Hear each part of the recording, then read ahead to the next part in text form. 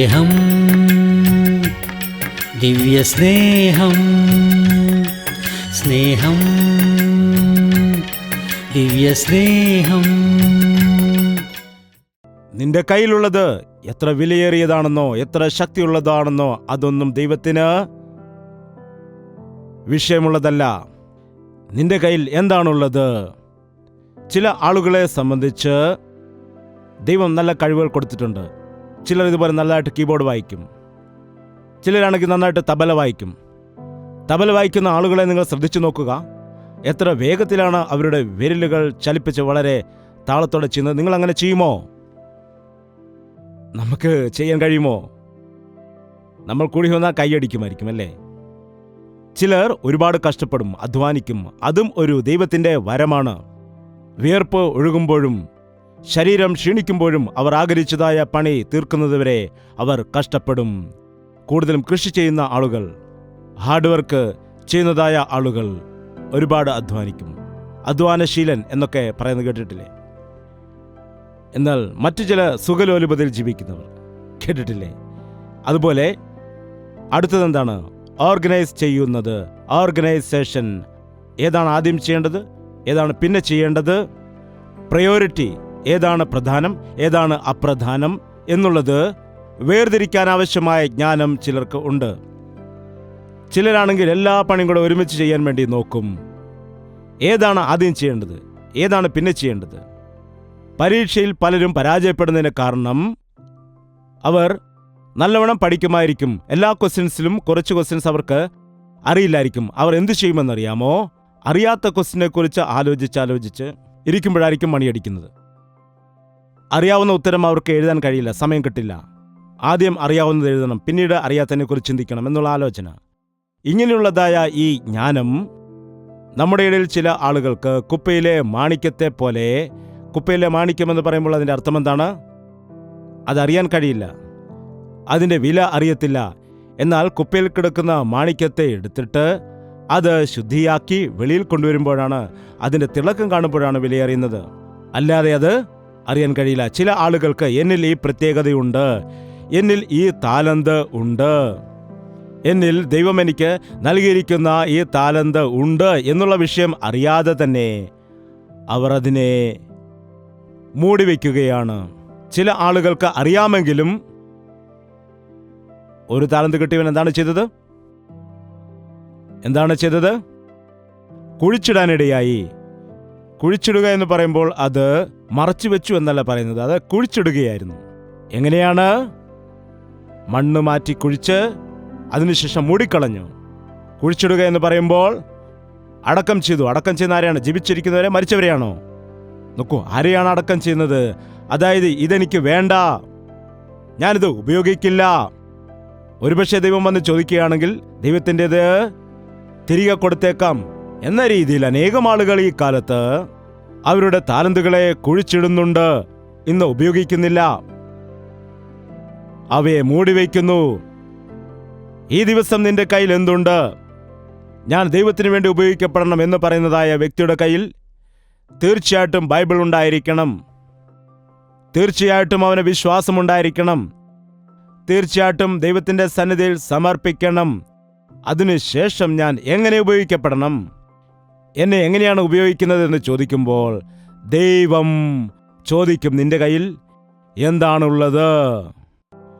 അജാനുബാഹുവായിരുന്ന ഗോലിയാത്തിനെ കൊല്ലുന്നതിന് വേണ്ടി ദൈവം ദാവീദിനെയാണ് ഉപയോഗിച്ചത്.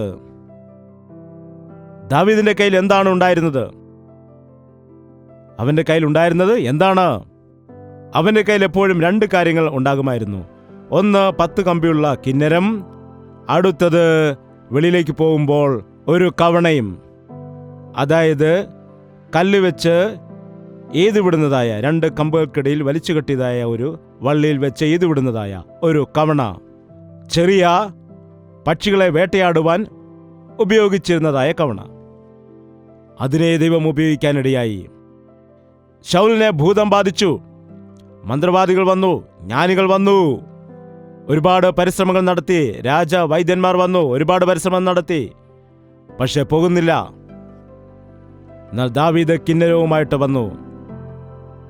കിന്നരം വായിച്ചുകൊണ്ട് ദൈവത്തെ സ്തുതിച്ചപ്പോൾ ദുരാത്മാവ് ശൗലിനെ വിട്ടിട്ട് കടന്നുപോയി. ചിലർ ഭൂതങ്ങളെ പുറത്താക്കുന്നതിന് വേണ്ടി ഒച്ചയും ബഹളവുമൊക്കെ ഉണ്ടാക്കാറുണ്ട്. ഭൂതത്തെ പുറത്താക്കുവാൻ ദൈവത്തെ പൂർണ്ണ മനസ്സോടെ നീ ആരാധിച്ചാൽ നിന്റെ അടുക്കിലേക്ക് പിശാച് വരില്ല. ആർക്കെങ്കിലും ഭൂതം ബാധിച്ചിരിക്കുന്നു എന്നുണ്ടെങ്കിൽ അതിൻ്റെ അർത്ഥം ഒന്നാമത് അവന് ഭയമാണ്, രണ്ടാമത് ദൈവത്തോട് അവന് കോപമുണ്ടെങ്കിൽ, ദൈവത്തോട് പിറുപിറുക്കുന്ന സ്വഭാവമുണ്ടെങ്കിൽ തീർച്ചയായിട്ടും പിശാച് അവൻ്റെ മേൽ അധികാരം കാണിക്കാനിടയാകും. ദൈവത്തെ സ്തുതിക്കുന്ന വ്യക്തിയെ പിശാചിന് തൊടാൻ കഴിയില്ല. നിന്റെ കയ്യിൽ എന്താണുള്ളത്? നിന്റെ കയ്യിൽ എന്തുണ്ട്? സൂചിയുണ്ട്. സൂചി കണ്ടിട്ടുള്ളവർ കൈ ഉയർത്താമോ? സൂചി കണ്ടിട്ടുണ്ടോ?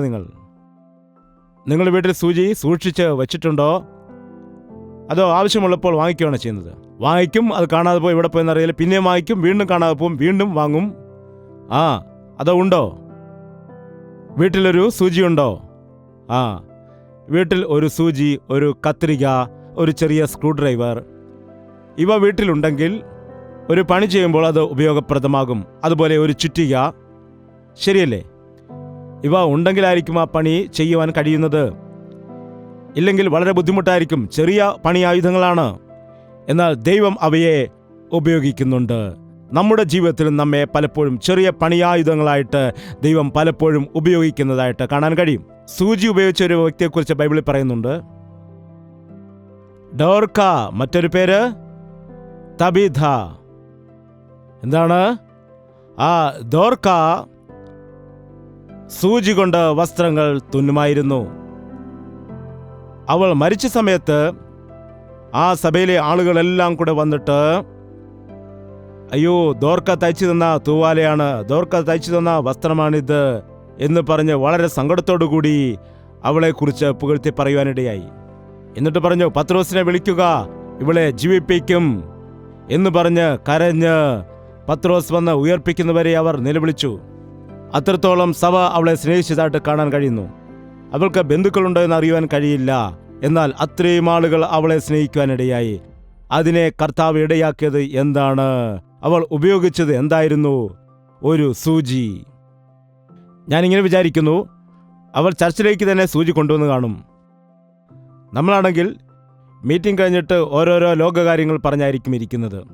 എന്നാൽ അവളെന്തായിരിക്കും ചെയ്തത്? സഹോദരി അവിടെ നിൽക്കൂ, നോക്ക്, നിങ്ങളുടെ സാരി അല്പം കീറിയിരിക്കുന്നു, പേടിക്കണ്ട, എൻ്റെ കയ്യിൽ സൂചിയുണ്ട്, ഞാൻ തയ്ച്ചു തരാം എന്ന് പറഞ്ഞു കാണും. എന്നിട്ട് തയ്ക്കുന്നതായ സമയത്ത് ചോദിക്കും, പ്രാർത്ഥനയൊക്കെ എങ്ങനെ? നിങ്ങളുടെ ഭർത്താവിന് വേണ്ടി നിങ്ങൾ പ്രാർത്ഥിക്കുന്നുണ്ടോ? എനിക്ക് പോകണം, നിൽക്ക്, ഇപ്പം തയ്ച്ചു തരാം. പിന്നെ മക്കളൊക്കെ പ്രാർത്ഥിക്കുന്നുണ്ടോ? അയ്യോ, എനിക്ക് പോകണ സമയമായി, നിൽക്ക്, 2 തയ്യൽ കൂടെയുള്ളൂ. അവൾ തയ്ച്ചുകൊണ്ട് എന്താണ് പറയുന്നത്? അപ്പോൾ യൗവനക്കാരനായ ഒരു ബ്രദർ അതിലെ പോവുകയാണ്. അപ്പോൾ, മോനെ, ഒരു നിമിഷം നിൽക്ക്, നിന്റെ ഷർട്ടിന്റെ ബട്ടൺ പൊട്ടിപ്പൊരിക്കും, ഞാൻ തയ്ച്ചു തരാം എന്ന് പറഞ്ഞിട്ട്, ഞാൻ നിനക്ക് തയ്ച്ചു തരാമെന്ന് പറയുന്നു. എന്നിട്ട്, മോനെ, മനസാന്തരപ്പെട്ടോ? അപ്പനെയും അമ്മയും അനുസരിക്കുന്നുണ്ടോ? നീ പ്രാർത്ഥിക്കാറുണ്ടോ? എന്താണ്? ആശ്വാസമില്ലാത്തവർക്ക് ആശ്വാസം കൊടുത്തു, ബലമില്ലാത്തവരെ ബലപ്പെടുത്തി. എന്താണ്? രക്ഷയുടെ മാർഗത്തിലേക്ക് അവരെ നടത്തുവാനിടയായി. അതുകൊണ്ട് അവളെ എല്ലാവർക്കും ഇഷ്ടമായിരുന്നു. നിന്റെ കയ്യിലിരിക്കുന്ന സൂചിയെപ്പോലും ഉപയോഗിച്ചുകൊണ്ട് ആളുകളെ കർത്താവിലേക്ക് നടത്തുവാൻ കഴിയും. നിന്റെ കയ്യിൽ പണമൊന്നുമില്ല എങ്കിലും നിന്റെ കയ്യിൽ എന്താണോ ഉള്ളത് അത് ദൈവം ഉപയോഗിക്കും. ഒന്നുമില്ലെന്ന് മാത്രം പറയരുത്. അതുമാത്രം നിങ്ങൾ പറയരുത്. 5 അപ്പവും 2 മീനും അനുഗ്രഹിച്ചു കൊടുത്തപ്പോൾ ആദ്യം കർത്താവ് ചോദിച്ചു, നിങ്ങളുടെ കയ്യിൽ എന്താണുള്ളത്? ശിഷ്യന്മാർ ആഹാരത്തിന്റെ കാര്യത്തിൽ കണക്കുകൂട്ടി ഒരു വലിയ തുക പറയാനിടയായി. കർത്താവ് പറഞ്ഞു, അതല്ല, നിങ്ങളുടെ കയ്യിൽ എന്തുണ്ട് എന്ന് പറയുക. അപ്പോൾ ഒരു ബാലൻ പറഞ്ഞു, എൻ്റെ കയ്യിൽ 5 അപ്പവും 2 മീനും ഉണ്ട് എന്ന്. കൊണ്ടുവരിക. കർത്താവ് അതിനെ അനുഗ്രഹിച്ചപ്പോൾ എന്തു സംഭവിച്ചുവെന്ന് നിങ്ങൾക്കറിയാമല്ലോ. അവർ തിന്നു തൃപ്തരായി. 12 കുട്ട അപ്പം ബാക്കി വരുവാനിടയായി. ഒരു വിധവ ഓടി വരാനിടയായി. എന്നിട്ട് എലീശ പ്രവാചകനോട് പറഞ്ഞു, എൻ്റെ ഭർത്താവ് കടം വരുത്തി വെച്ച് മരിച്ചുപോയി എന്ന് പറഞ്ഞു. ഇപ്പോൾ കടക്കാർ വന്ന് എൻ്റെ മക്കളെ പിടിച്ചുകൊണ്ടു പോകാൻ പോകുന്നു, എന്നെ സഹായിക്കണമേ എന്ന് പറഞ്ഞു. ശരി സഹോദരി എന്ന് പറഞ്ഞിട്ട് ഒരു 2 ലക്ഷം രൂപ കൊടുത്ത് അയച്ചോ. എന്താണ് പറഞ്ഞത്? നിന്റെ കയ്യിൽ എന്തുണ്ട്? നിന്റെ ഭവനത്തിൽ എന്തുണ്ട്? അയ്യോ ദേവദാസ, എൻ്റെ വീട്ടിൽ എന്തുണ്ടാകാൻ? ഉണ്ടായിരുന്ന സാധനങ്ങളെല്ലാം കടം വീട്ടാൻ വിറ്റുകളഞ്ഞു. സ്വർണവും അതുപോലെ വെള്ളിപ്പാത്രങ്ങളും ചെമ്പും ഇരുമ്പും എല്ലാം വിറ്റുകളഞ്ഞു. ഇപ്പോൾ ഞങ്ങളുടെ വീട്ടിൽ ഒരു മൺഭരണിയുണ്ട്. അതിൻ്റെ അടിയിൽ ഒരൽപ്പം എണ്ണ മാത്രമുണ്ട്. അതല്ലാതെ ഞങ്ങളുടെ വീട്ടിൽ ഒന്നും തന്നെ ഇല്ല എന്ന് പറഞ്ഞു. അപ്പോഴെന്താണ് പറഞ്ഞത്? ശരി, അത് കൊണ്ടുവരിക. നിങ്ങളൊരു കാര്യം ചെയ്യുക, അയൽ ഭവനങ്ങളിൽ ചെന്നിട്ട് പാത്രങ്ങൾ കടം വാങ്ങുക, ആ എണ്ണ കൊണ്ടുവരുന്ന പാത്രങ്ങളിൽ ഒഴിക്കുക എന്ന് പറഞ്ഞപ്പോൾ, എന്തൊരു പ്രവാചകനാണ്! നിങ്ങൾക്കെന്താ വിവരമില്ലേ? ആകപ്പാടെ അല്പമേ എണ്ണയുള്ളൂ, അത് മറ്റു പാത്രങ്ങളിൽ ഒഴിക്കാൻ പറയുന്നു. എന്താണ്? ഞാൻ ഏതായാലും എനിക്ക് അബദ്ധം പറ്റി വന്നതാണ് എന്ന് പറഞ്ഞ് തിരികെ പോകാനിടയായോ? തിരികെ പോയില്ല. പറഞ്ഞതുപോലെ തന്നെ ചെയ്തു. കടഭാരമെല്ലാം നീക്കുവാൻ ഇടയായി. കടമെല്ലാം തീർന്നതിന് ശേഷം വീണ്ടും ഒരുപാടെണ്ണ ബാക്കി വന്നു. തൻ്റെ ജീവിതത്തിൽ സമൃദ്ധിയായി കഴിയാനുള്ള സമൃദ്ധി ഉണ്ടായി. നിന്റെ കയ്യിൽ എന്തുണ്ട്? നിന്റെ കയ്യിൽ എന്താണോ ഉള്ളത് അത് ദൈവം ഉപയോഗിക്കാനിടയാകും. നിന്റെ ആ എഴുത്തിനെ, നിന്റെ ആ ശബ്ദത്തെ, നിന്റെ ആ ജ്ഞാനത്തെ, നിന്റെ മനസ്സിനെ, നിനക്കെന്താണോ പ്രത്യേകതയുള്ളത് അത് ദൈവത്തിന് ഉപയോഗിക്കാൻ കഴിയും. അത് ദൈവത്തിൻ്റെ നാമമഹത്വത്തിനു വേണ്ടി ദൈവം ഉപയോഗിക്കും. എന്ത് ഉപയോഗിച്ചാലും അതിൽ കൂടി ദൈവരാജ്യത്തിലേക്ക് ആത്മാക്കളെ നേടുവാൻ കഴിയണം. ചിലരെ രോഗസൗഖ്യത്തിന് വരമുള്ളവരായും, ചിലർ അന്യഭാഷ സംസാരിക്കുന്ന വ്യക്തികളായിട്ടും, ചിലരെ സഹായം ചെയ്യുന്ന വ്യക്തികളായിട്ടും, അതുപോലെ മറ്റു ചിലരെ ഉപദേശിക്കുന്നവരായിട്ടും, അങ്ങനെ വിവിധ വരങ്ങൾ കൊടുത്തിട്ട് നിങ്ങളെല്ലാവരും ചേർന്ന് എൻ്റെ രാജ്യം പണിയുക, സഭയുടെ അഭിവൃദ്ധിക്ക് വേണ്ടി ഉപയോഗിക്കുക എന്ന് കർത്താവ് പറഞ്ഞു. സിറിയ രാജ്യത്തിൽ, സിറിയ എന്ന് പറയുമ്പോൾ ഇപ്പോഴും ഭയങ്കര ഒരു രാജ്യമാണ്. നിങ്ങൾ ഇടയ്ക്കൊക്കെ ന്യൂസിൽ കേൾക്കാറുണ്ടല്ലോ. അങ്ങനെയുള്ളതായ ദേശത്ത്, ക്രൂരമായ, ദൈവനാമത്തിന് ഇടമില്ലാത്തതായ ആ രാജ്യത്ത് ഒരു ഇസ്രായേൽ പെൺകുട്ടി പണിക്കാരിയായിട്ട് നിൽക്കാനിടയായി. ആ പെൺകുട്ടിക്ക് കൂടി വന്നാൽ 14, 15, 16 വയസ്സുണ്ടായിരിക്കാം. ഇസ്രായേലിൽ നിന്ന് ആടുകളെ പിടിച്ച സമയത്ത് ഈ പെൺകുട്ടിയെ അവർ പിടിച്ചുകൊണ്ടുവരാനിടയായതാണ്. വേലക്കാരിയായിട്ട് ഒരു വീട്ടിൽ നിർത്താനിടയായി. സ്വന്തം ദേശം വിട്ടിട്ട് മറ്റൊരു ദേശത്തിലേക്ക് കടത്തിക്കൊണ്ടുവന്നിരിക്കുകയാണ്. സ്വന്തക്കാരാരുമില്ലാതിരിക്കുമ്പോൾ ആ പെൺകുട്ടിയുടെ അവസ്ഥ എന്തായിരിക്കും പറയുക? ഡിപ്രഷനിലായിരിക്കണം, നിരാശയിലായിരിക്കണം, അല്ലെങ്കിൽ പിറുപിറുത്തുകൊണ്ടിരിക്കുന്നവളായിരിക്കും. നായമാനെ കൊണ്ട്, ഇവിടുത്തെ യജമാനത്തെ കൊണ്ട് ഞാൻ തോറ്റു എന്ന് പറഞ്ഞോ? വഴക്ക് പറഞ്ഞോ? ചീത്ത പറഞ്ഞോ? എന്താണ് ചെയ്തത്? ഒരു ദിവസം തൻ്റെ യജമാനത്തിയോട് അവൾ ചെന്ന് പറയുകയാണ്, അമ്മാ, നമ്മുടെ യജമാനൻ ഞങ്ങളുടെ രാജ്യത്തുണ്ടായിരുന്ന എലീശ പ്രവാചകന്റെ അടുക്കലായിരുന്നുവെങ്കിൽ എത്ര നന്നായിരുന്നു. അദ്ദേഹം അത്ഭുതകരമായി സൗഖ്യം കൊടുക്കും എന്ന് ചെറിയൊരു സാക്ഷ്യം പറഞ്ഞു. അവളുടെ കയ്യിൽ ബൈബിളിലായിരുന്നു. അവൾ ഒരു അടിമ പെൺകുട്ടിയായിട്ട് വീട്ടിൽ നിൽക്കുകയാണ്. അവൾ വേലക്കാരിയായിരുന്നു. എന്നാൽ ദൈവം അവളെ ഉപയോഗിച്ചു. അവളുടെ ആ വാക്ക്, അവൾ പാട്ടുപാടിയില്ല, അവൾ പ്രസംഗിച്ചില്ല, അവളുടെ വാക്കു നിമിത്തം നയമാൻ ഇസ്രായേൽ രാജ്യത്തിലേക്ക് കടന്നു വരികയും അവിടെ നിന്ന് സൗഖ്യം പ്രാപിച്ച് തിരികെ പോവുകയും ചെയ്യുവാനിടയാക്കി.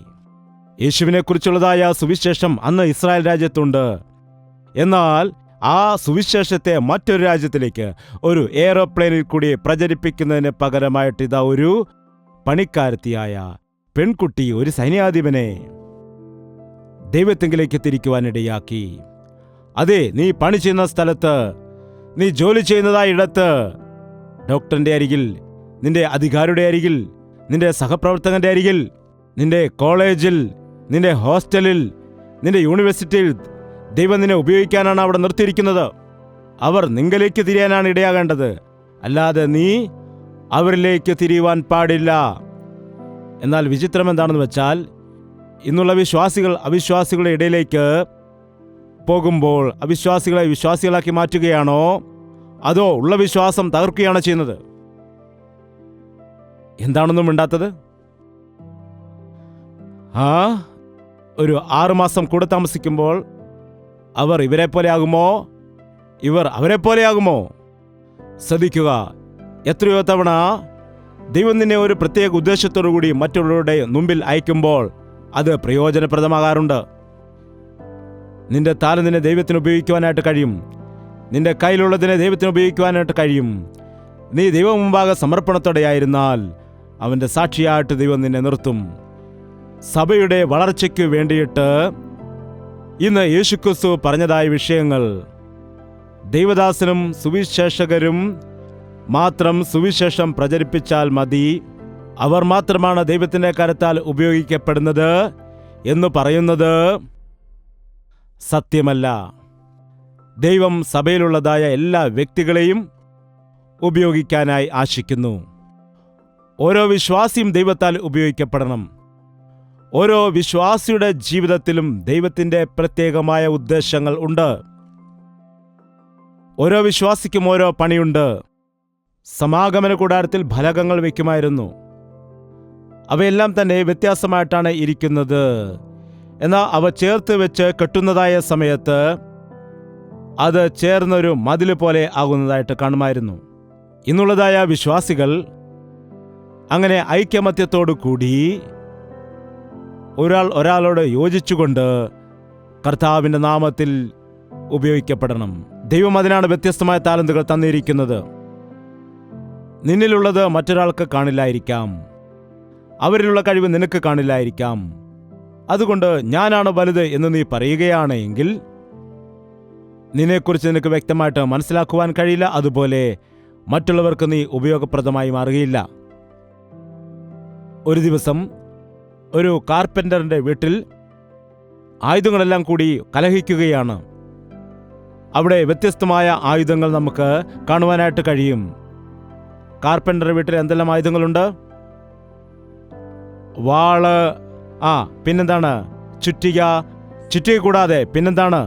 സ്ക്രൂ ഡ്രൈവർ, പിന്നെ ചിന്തേര്. അങ്ങനെ തന്നെയല്ലേ പറയുന്നത്? ചിന്തേര്, അതുപോലെ വലിയ സ്കെയില്, ഉളി, ഇവയൊക്കെയുണ്ട്. അവയെല്ലാം കൂടി ഒരു ദിവസം തമ്മിൽ വഴക്കുണ്ടാക്കുകയാണ്. എന്താണ്? ഞാനാണ് വലിയവൻ, ഞാനാണ് വലിയവൻ, ഞാനില്ലെങ്കിൽ കാർപ്പൻ്ററിന് ഒരു പണിയും ചെയ്യുവാൻ കഴിയില്ല, ഞാനാണ് പ്രധാനപ്പെട്ട വ്യക്തി, ഞാനാണ് വലിയവൻ എന്ന് പറഞ്ഞ് പരസ്പരം തല്ലുകൂടുകയാണ്. ആദ്യം വാളാണ് മുമ്പോട്ട് വന്നത്. എടേയ്, ആ പലക ഞാൻ ബറാ ബറാ ബറാ എന്ന് അറുത്തില്ലെങ്കിൽ ആ പലകയ്ക്ക് എന്തെങ്കിലും ഷേപ്പ് ഉണ്ടാകുമായിരുന്നോ? അപ്പോൾ ആ ചിന്തേര് കടന്നു വന്നു. ചിന്തേര് വന്നിട്ട് പറയാണ്, നീ എത്രത്തോളം മുറിച്ചാലും ഞാൻ അതിനെ ചുഷു ചുഷു ചുഷു എന്ന് മിനുസമാക്കിയില്ലെങ്കിൽ അത് മിനുക്കമുണ്ടായിരിക്കുമോ? അടുത്ത ആൾ വന്ന് പറഞ്ഞു, നിങ്ങൾ എത്ര കഷ്ണം കഷ്ണമാക്കിയിട്ടാലും ഞാൻ വന്നിട്ട് ആണി വെച്ച് ഠപ്പാ ഠപ്പാ എന്ന് അടിച്ചില്ലെങ്കിൽ അതൊക്കെ ചേരുമോ? അപ്പോൾ ഒരാൾ വന്നു, നിനക്കെങ്ങനെ അടിക്കാൻ മാത്രമേ അറിയുകയുള്ളൂ. നീ അങ്ങനെ ആണി വെച്ചടിക്കുമ്പോൾ ചില പലകൾ പൊട്ടിപ്പോകാറുണ്ട്. ഞാനാണെങ്കിൽ വന്ന് സ്മൂത്തായിട്ട് എന്ന് സ്ക്രൂ ഡ്രൈവർ വന്ന് പറയാനിടയായി. നിന്നെപ്പോലെ വെറുതെ അടാപിടി കാണിക്കത്തില്ല, ഞാൻ വളരെ സ്മൂത്തായിട്ട് നൈസായിട്ട് ചെയ്യുന്ന വ്യക്തിയാണെന്ന് പറഞ്ഞു. നിങ്ങളെല്ലാം എങ്ങനെയൊക്കെ പണി ചെയ്താലും അത് നേരെ ഇരിക്കണമെങ്കിൽ സ്കെയിലായ ഞാൻ ഉണ്ടായിരിക്കണമല്ലോ എന്ന് പറഞ്ഞ് അങ്ങോട്ടും ഇങ്ങോട്ടും വഴക്കുണ്ടാക്കുകയാണ്. നസ്രത്തിൽ നിന്ന് ഒരു തച്ചൻ കടന്നു വന്നു. നസ്രത്തിൽ നിന്ന് വന്ന തച്ചൻ ആരാണ്? നമ്മുടെ യേശു കർത്താവ്. ചോദിച്ചു, എന്താണ് നിങ്ങൾ വഴക്കുണ്ടാക്കുന്നത്? നോക്കൂ, ഞാൻ പ്രധാനിയല്ലെന്ന് പറയുന്നു. ഞാനില്ലെങ്കിൽ എന്തു ചെയ്യുമായിരുന്നു? എന്നെ കൊണ്ട് ഒന്നിനും കൊള്ളില്ലേ, ഞാൻ പ്രധാനപ്പെട്ട വ്യക്തിയല്ലേ? വാളെ അവിടെ പോയിരിക്കുക, ചുറ്റികെ അങ്ങോട്ട് മാറ്, സ്ക്രൂ ഡ്രൈവറെ അങ്ങോട്ട് മാറിയിരിക്കുക. അങ്ങനെ അവരവരുടെ സ്ഥലത്ത് പോയി മൗനമായിരിക്കുക. ഞാൻ വിളിക്കുമ്പോൾ മാത്രം വരിക, ഞാൻ ചെയ്യുവാൻ പറയുന്ന പണി മാത്രം ചെയ്യുക. അതല്ലാതെ നിങ്ങൾ സ്വയമായിട്ട് ചെയ്താൽ ഒന്നും നടക്കില്ല. നിങ്ങൾക്കെത്ര കഴിവുണ്ടെങ്കിലും എത്ര ബലമുണ്ടെങ്കിലും എൻ്റെ കയ്യിൽ നിങ്ങൾ ഉപയോഗിക്കപ്പെട്ടില്ല എങ്കിൽ അതുകൊണ്ട് പ്രയോജനമില്ല. ഒരു തടി കൊണ്ടുവന്നിട്ടു വാളിനോട് പറഞ്ഞു, വരൂ വാളെ, മുറിക്കൂ. മുറിച്ചു. നീ വാ, ചിന്തരിടൂ. ചിന്തരിട്ടു, പൊക്കോ. അങ്ങനെ എല്ലാ ആയുധങ്ങളും കൊണ്ടുവന്ന് ഒരു മനോഹരമായ പുൾപിറ്റ് ഉണ്ടാക്കുവാനിടയായി. എന്നിട്ട് അവസാനം ആയുധങ്ങളെല്ലാം നോക്കിയിട്ട് അവൻ ചോദിച്ചു, ഇതാരാണ് നിർമ്മിച്ചത് എന്ന്. എല്ലാവരും അതിശയിച്ച് നോക്കിയിട്ട് ഞാൻ എന്ന് പറയുന്നതിന് പകരം ഞങ്ങളാണ് എന്ന് പറഞ്ഞു. പിന്നെ പെട്ടെന്ന് പറയുകയാണ്, അയ്യോ ഞങ്ങളല്ല ചെയ്തത്, നീയാണ്, ഞങ്ങൾ ഒന്നുമില്ല, ഞാൻ ഒന്നുമില്ല എന്നാണ് പറഞ്ഞത്. എനിക്ക് തന്നെ ഒന്നും ചെയ്യാൻ കഴിയില്ല. നമ്മൾ എല്ലാവരും കൂടുമ്പോഴാണ് എന്തെങ്കിലും ചെയ്യുന്നത്. അതാണ് ദൈവത്തിന്റെ സഭ. നമ്മൾ ഒരുമിച്ച് നിൽക്കുന്നത്. അതാണ് സഭ, അതാണ് ദൈവസഭ. പാസ്റ്ററിന് തന്നെ എന്തു ചെയ്യാൻ കഴിയും? പാട്ട് പാടുന്നവന് തന്നെ എന്തു ചെയ്യാൻ കഴിയും? കീബോർഡ് വായിക്കുന്നവന് തന്നെ എന്തു ചെയ്യാൻ കഴിയും? തബല വായിക്കുന്നവന് തന്നെ എന്തു ചെയ്യാൻ കഴിയും? എല്ലാം ഉണ്ടെങ്കിലും നിങ്ങളില്ലെങ്കിൽ എന്തു ചെയ്യാൻ കഴിയും? ദൈവം ഓരോരോ വ്യക്തികളെ ഓരോരോ ഉദ്ദേശങ്ങൾക്ക് വേണ്ടി ഒരുക്കിയിരിക്കുന്നു. ദൈവം എല്ലാവരെയും ഒരുക്കിയിരിക്കുന്നു. ദൈവം നമ്മെ എല്ലാവരെയും ഒരുമിച്ച് ഉപയോഗിച്ചുകൊണ്ട് കർത്താവിന്റെ നാമത്തിന് വേണ്ടി ഉപയോഗിക്കുവാൻ ആഗ്രഹിക്കുന്നു. ചിലരെ വെളിയിൽ കാണും, ചിലരെ വെളിയിൽ കാണുകയില്ല. ചിലർ മുൻപിലേക്ക് കടന്നു വരും, മറ്റു ചിലർ ബാക്ക്ഗ്രൗണ്ടിലായിരിക്കും. എന്നാൽ ദൈവത്തിന്റെ ദൃഷ്ടിയിൽ എല്ലാവരും ഒരുപോലെയാണ്. എന്നെക്കുറിച്ചേ ദൈവം ഉപയോഗിക്കുന്നുള്ളൂ, മറ്റുള്ളവരെ കൂടുതൽ ഉപയോഗിക്കുന്നു എന്ന് പറയുന്നത് അറിവില്ലായ്മയാണ്. എനിക്ക് അവനെപ്പോലെ ചെയ്യാൻ കഴിയില്ല, അല്ലെങ്കിൽ അവൻ എന്നെപ്പോലെ കഴിയില്ല എന്ന് പറയുന്നത് അജ്ഞാനമാണ്. ചിലർ പ്രസംഗം ചെയ്യുന്നത് കൂടം വെച്ച് അടിക്കുന്നത് പോലെയാണ്. എടാ, നീ ശരിയാവില്ല, നീ ഇങ്ങനെ ദൈവത്തെ അറിയാതെ പോയാൽ നിന്റെ ജീവിതത്തിൽ നാശമുണ്ടാകും. അങ്ങനെയുള്ള ഉപദേശങ്ങളില്ലാതെ ചില പാറകൾ പൊട്ടുകയില്ല. അങ്ങനെയുള്ള ഉപദേശവും വേണം. എന്നാൽ മറ്റു ചിലർ വേദനിക്കുകയാണോ, ദുഃഖത്തോടെ ഇരിക്കുകയാണോ, നിരാശയോടെ ആയിരിക്കുകയാണോ? എന്താണ്? എത്തരത്തിലുള്ള ശുശ്രൂഷയാണത്? ആശ്വസിപ്പിക്കുന്ന ശുശ്രൂഷ, അതുപോലെ കണ്ണിക്കുന്ന ശുശ്രൂഷ. ദൈവത്തിന്റെ കൽപ്പനകൾ ഹൃദയത്തിൽ ആഴമായി പതിയുന്നതിന് ദൈവം പലതരത്തിലുള്ള ആളുകളെ ഉപയോഗിച്ചു. ചിലരെ ആശ്വാസത്തിനു വേണ്ടി ഉപയോഗിച്ചു, ചിലരെ പ്രവാചകന്മാരായി, ചിലരെ സുവിശേഷകന്മാരായി, ചിലരെ സഹായം ചെയ്യുന്നവരായി, ചിലരെ അന്യഭാഷ സംസാരിക്കുന്നവരായി, മറ്റു ചിലരെ അന്യഭാഷ തർജ്ജമ ചെയ്യുന്നവരായിട്ട് ദൈവം ഉപയോഗിച്ചിരിക്കുന്നു. പലതരത്തിലുള്ള വരങ്ങൾ കൊടുത്തിട്ട് പറഞ്ഞു, നിങ്ങളെല്ലാവരും ചേർന്ന് എൻ്റെ രാജ്യത്തെ പണിയുക, സഭയുടെ വിസ്താരത്തിനു വേണ്ടി നിങ്ങൾ പ്രവർത്തിക്കുക എന്നാണ് കർത്താവ് പറഞ്ഞത്. പുരുഷന്മാരെ മാത്രമേ ദൈവം ഉപയോഗിക്കുകയുള്ളൂ, അതോ സ്ത്രീകളെയും ഉപയോഗിക്കുമോ? എന്താണ് ആലോചിക്കുന്നത്? പുരുഷന്മാർ മറുപടി പറയണ്ട, സ്ത്രീകൾ പറയുക സഹോദരി. ഉപയോഗിക്കുമോ? നിങ്ങൾ ഉപയോഗിക്കപ്പെടാറുണ്ടോ? ഉപയോഗിക്കപ്പെടാറുണ്ടോ? ഒരു മാതാവിനെ ഉപയോഗിച്ചുകൊണ്ട് ഒരു പ്രവാചകനെ എഴുന്നേൽപ്പിക്കും. ഒരു സ്ത്രീയെ ഉപയോഗിച്ചുകൊണ്ട് ഒരു വിശ്വാസ വീരനെ എഴുന്നേൽപ്പിക്കും. ഒരു സ്ത്രീയെ ഉപയോഗിച്ചുകൊണ്ട് ഒരു ദേശത്തെ മുഴുവൻ മാറ്റിമറിച്ചു. ആരാണ് സ്ത്രീ? ആരാണ് പറയുക? 5 പേരുമായിട്ട് ബന്ധം വേർപെടുത്തി 6ാമതൊരാളെ കല്യാണം കഴിക്കാൻ ആലോചിക്കുന്നു. ലോകത്തിന്റെ ദൃഷ്ടിയിൽ നീചയായവൾ, ലജ്ജയില്ലാത്തവൾ, ലോകദൃഷ്ടിയിൽ ഒന്നിനും കൊള്ളാത്തവൾ. എന്നാൽ ദൈവം അവളെ നേരെയാക്കിക്കൊണ്ട് ദൈവം ഉപയോഗിച്ചപ്പോൾ ശമരിയക്കാർ എല്ലാവരും കടന്നു വന്നിട്ട് അവൾ പറഞ്ഞ വാക്കു നിമിത്തം ഞങ്ങൾ ലോകരക്ഷകനായ യേശുവിനെ കണ്ടുവെന്ന് പറയാനിടയായി. ദൈവം ഉപയോഗിക്കും. വേദപുസ്തകത്തിൽ സ്ത്രീകളെക്കുറിച്ച് കാണാം. ദൈവം ഉപയോഗിച്ചതാണ്. എന്നാൽ അവരുടെ ശുശ്രൂഷ രീതികൾ നിങ്ങൾ ശ്രദ്ധിച്ചു നോക്കിയാൽ, അവർ ഉപയോഗിക്കപ്പെട്ടതായ രീതി നോക്കുകയാണെങ്കിൽ എവിടെയും നിശബ്ദമായിട്ടിരിക്കുന്നതായിട്ട് കാണാൻ കഴിയും. സാധാരണക്കാരായി നിന്നതായിട്ട് കാണാം. എന്നാൽ അവരിൽ കൂടി ദൈവം വൻ കാര്യങ്ങൾ ചെയ്തതായിട്ട് കാണാൻ കഴിയും.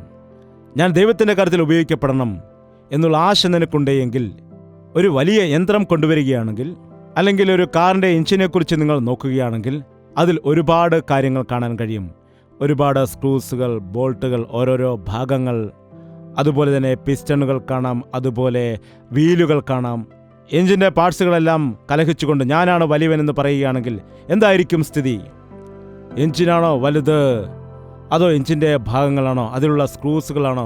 സ്ക്രൂവ്, അതുപോലെ ബോൾട്ടുകളുണ്ട്. ബോൾട്ടും സ്ക്രൂവും ബോൾട്ടും തമ്മിൽ വ്യത്യാസം പറയുമ്പോൾ, സ്ക്രൂ എന്ന് പറയുമ്പോൾ അത് മുറുക്കുന്നതാണ്. എന്നാൽ ബോൾട്ട് എന്ന് പറയുമ്പോൾ അതിൻ്റെ മറുഭാഗത്ത് മറ്റൊരു നട്ടുണ്ടായിരിക്കും.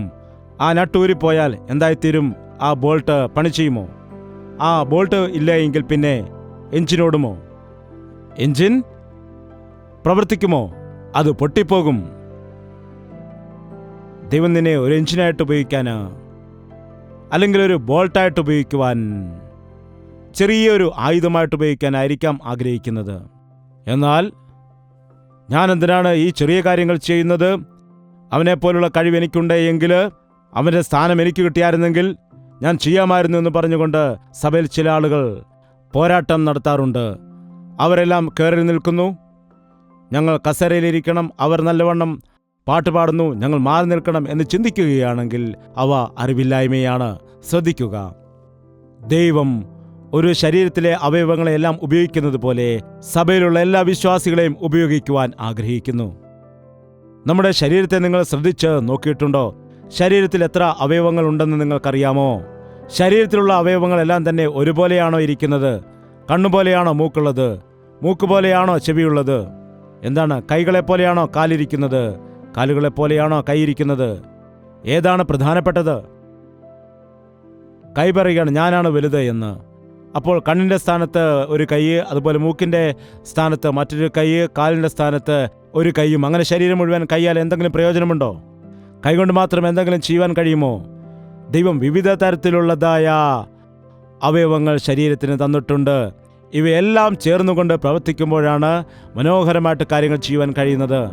അതുകൊണ്ടാണ് ദൈവം നമ്മെ ഓരോരുത്തരെയും തിരഞ്ഞെടുത്തത്. വിവിധ ഭാഷകളിൽ നിന്ന്, വിവിധ ദേശങ്ങളിൽ നിന്ന്, വിവിധ ഇടങ്ങളിൽ നിന്ന് നമ്മെ കർത്താവ് തിരഞ്ഞെടുത്തു കൊണ്ടുവരാനിടയായി. വിവിധ സാഹചര്യത്തിൽ നിന്ന് നമ്മെ കൊണ്ടുവന്നിട്ട് നമ്മുടെ കുറവുകളെല്ലാം നികത്തി കർത്താവിൻ്റെ നാമത്തിന് വേണ്ടി ഉപയോഗിക്കുവാൻ ദൈവം ആഗ്രഹിക്കുന്നു. എനിക്ക് ദൈവത്തിൻ്റെ കാര്യത്തിൽ ഉപയോഗിക്കപ്പെടണം എന്ന ആഗ്രഹം നിനക്കുണ്ടെങ്കിൽ അത് മതി, ദൈവം നിന്നെ ഉപയോഗിക്കാനിടയാകും. ദൈവം തൻ്റെ നാമമഹത്വത്തിനായി നിന്നെ ഉപയോഗിക്കുവാനായി എപ്പോഴും ഒരുക്കമുള്ളവനാണ്. എഴുന്നേറ്റ് നിൽക്കാം, പ്രാർത്ഥിക്കാം. കർത്താവിനോട് ചോദിക്കുക, കർത്താവേ, എന്നെ നിനക്ക് ഉപയോഗിക്കാൻ കഴിയുമോ? എന്നെക്കൊണ്ട് നിനക്കെന്തെങ്കിലും പ്രയോജനമുണ്ടോ? കർത്താവിൻ്റെ കരത്തിൽ ഉപയോഗിക്കപ്പെടുവാൻ എനിക്ക് എന്തെങ്കിലും യോഗ്യത ഉണ്ടോ എന്ന് ഒരു നിമിഷം ചോദിക്കുക.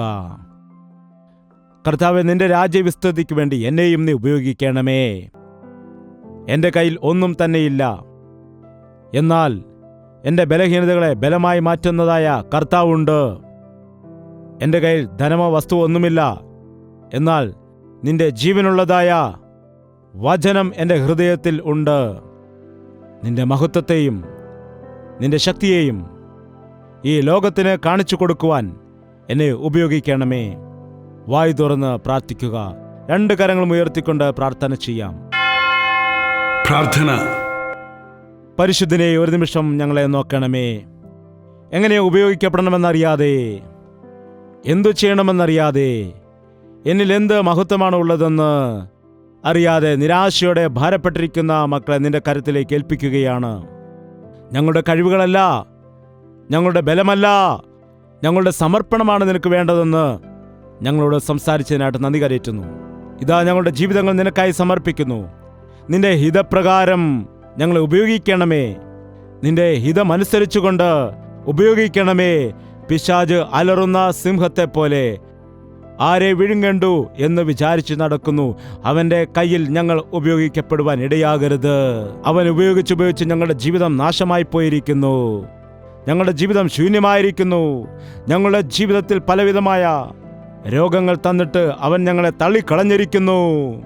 ദുഷ്ടനായ പിശാചിന്റെ കരങ്ങളിലേക്ക് ഞങ്ങളെ ഏൽപ്പിച്ചു കൊടുക്കാതെ ഞങ്ങളെ സൗഖ്യപ്പെടുത്തുന്ന കർത്താവിലേക്ക്, ഞങ്ങളെ ആശ്വസിപ്പിക്കുന്ന യേശുവിലേക്ക് ഞങ്ങളുടെ ജീവിതത്തെ ക്രമപ്പെടുത്തി നിന്റെ കരത്തിൽ ശക്തമായി ഉപയോഗിക്കപ്പെടുവാൻ, നിന്റെ കരങ്ങളിലേക്ക് സമർപ്പിക്കപ്പെടുവാൻ ഞങ്ങളെല്ലാം സഹായിക്കുമാറാകണമേ. ഇപ്പോൾ വരെ ഞങ്ങളുടെ കൂടെയിരുന്ന കർത്താവെ ബലപ്പെടുത്തണമേ. പിരിയുന്ന ഞങ്ങളോട് നിന്റെ സാന്നിധ്യം കൂടെയിരിക്കണമെന്ന് യേശു ക്രിസ്തുവിന്റെ നാമത്തിൽ അപേക്ഷിക്കുന്നു പിതാവേ. ആമേൻ, ആമേൻ, ആമേൻ. യേശുവേ, യേശുവേ, യേശുവേ, യേശുവേ, യേശുവേ, യേശുവേ, യേശുവേ, യേശുവേ. നിന്നെ നിന്നെ എന്നും ഞാൻ സേവിക്കും. നീ മാത്രം രാജാവെന്നും. നിന്നെ നിന്നെ എന്നും ഞാൻ സേവിക്കും. നീ മാത്രം രാജാവെന്നും.